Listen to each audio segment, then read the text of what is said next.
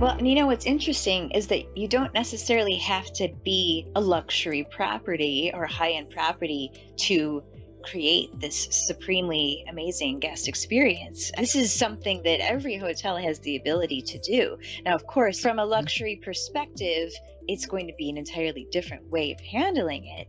But the ability to create that loyal guest experience and to secure the guest loyalty, or like we said, your team loyalty, is something that can be done across the board, really. You mentioned about luxury experience, or even though you may not be a luxury brand, and I think that's so important. When you hire someone, hiring starts at the recruiting phase.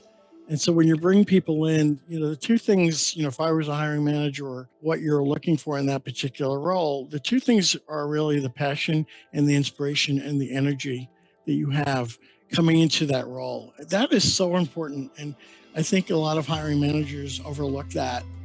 They're so busy looking at their resume, they forget about hiring the whole person and then shaping them to follow your culture or mission and brand what you're looking for. So, That's a really good point, especially very applicable to today's world where there's just a big influx of hiring right now. And right. I mean, it's very interesting what's going on in the hospitality industry as far as the hiring crisis or so Hmm. called hiring crisis.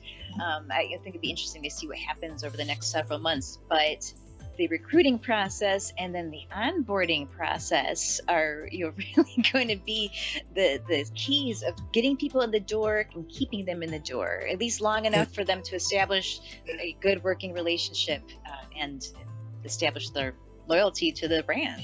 No, it truly is. And I've personally, just in the last 12 months, have gone through those experiences and from an onboarding experience before and after COVID. And, there's differences, on how people are onboarding their associates.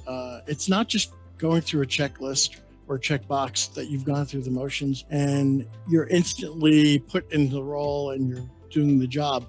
You're always learning. And so the mindset that I know a lot of hoteliers are looking for is like they want you to quickly learn the systems and their operation. But over time, and I think having a mentor work with you is so critical, especially now, especially for new hospitality students.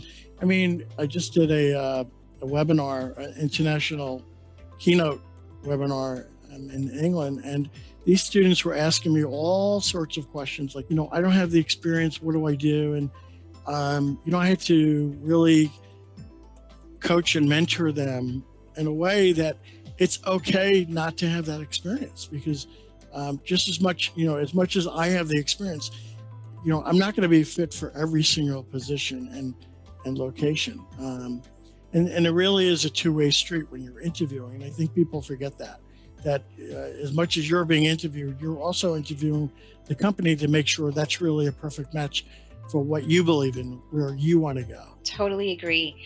And it's I'm glad that you said that to the students. You don't have to have experience. Everyone has to start off somewhere. I mean, I did, Right. and for the listeners today on the show that are like they're in transition or they've been furloughed and they're saying, now what? What do I do? I've been doing this for 20 years. Or, there's adolescence and then there's middlescence, right?